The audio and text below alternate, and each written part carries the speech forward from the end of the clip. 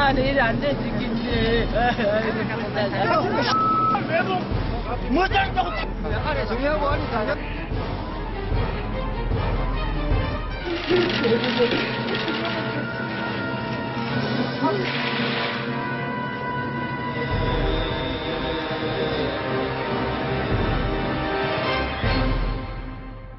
지금 눈앞에서 벌어지고 있는 상황이 어디선가 본 듯한 느낌이 들 때 우리는 이것을 데자비 현상이라고 합니다. 혹시 앞서 나간 영상들을 보면서 데자비를 느끼셨나요? 가녀린 아이들이 악마와도 다름없는 자들에게 처참하게 유린당하는 현실. 안타깝게도 분명한 데자비입니다. 지난 몇 년간 여러 차례 끔찍한 아동 성폭행 사건이 있었고 그때마다 대한민국은 들끓었습니다.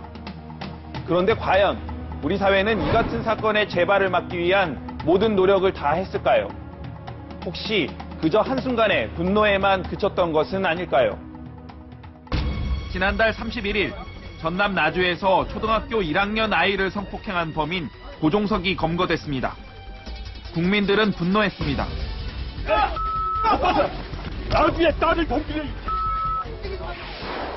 짧은 머리에 큰 덩치, 민소매 옷을 입고 컴퓨터 모니터에 열중하고 있는 이 사람이 바로 고종석입니다.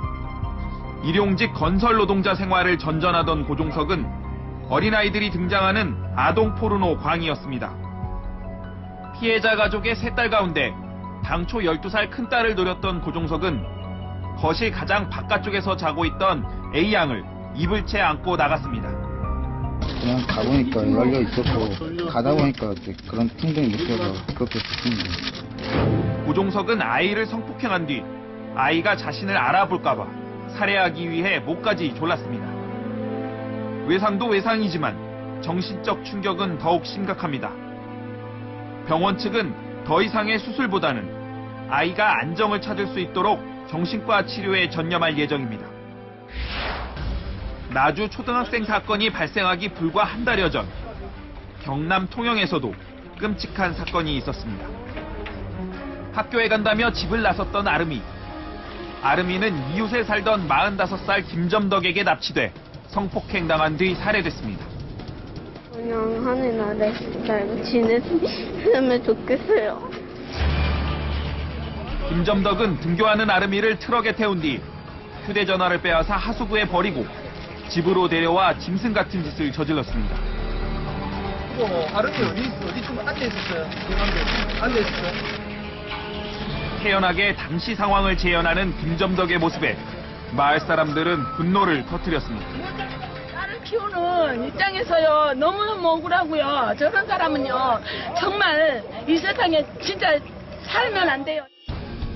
앞서 본 두 사건에는 아동 성폭행 사건에서 나타나는 범인 공식이 그대로 담겨 있습니다.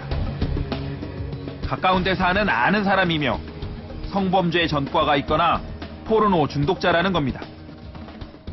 나주 초등학생 A양도 이뻐해주고 그랬죠. 하다보다 과자라도 하나 사준다든가.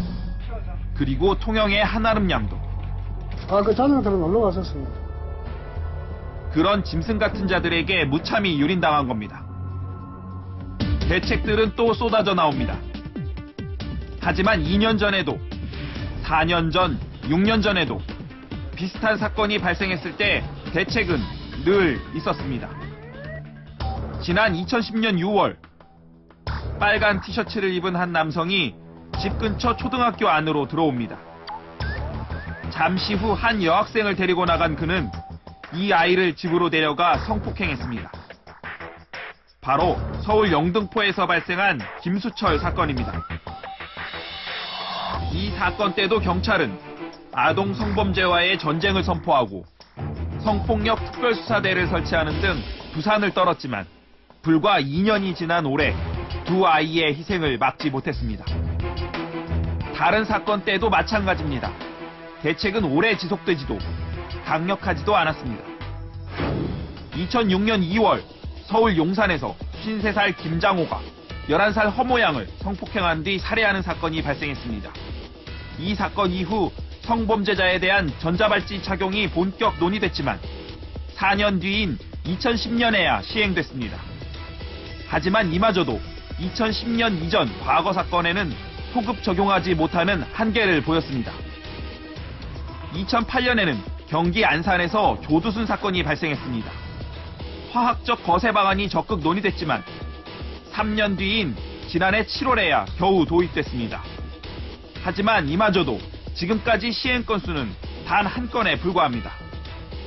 2006년 용산 초등학생 성폭행 살해 사건 이후 2008년 예슬이와 혜진이가 쓰러진 정성현 사건, 같은 해 조두순 사건, 2010년 김길태 사건과 김수철 사건, 그리고 올해 7월 김점덕 사건, 8월 고종석 사건 등 대한민국을 들끓게 한 대형 아동 성폭행 사건이 2년마다 반복되고 있는 겁니다. 2년은 대한민국 냄비가 들끓었다가 식는 시간일 겁니다. 냄비가 식으면서 처벌은 관대해졌습니다. 미국의 경우는 다릅니다. 미국은 예를 들어서 성폭력 범죄자의 집 앞에다가 이 집에는 성폭력 범죄자가 살고 있습니다는 팻말을 붙일 정도로 공격적이고, 우리나라는 이번에도 대책이 미흡해 보입니다.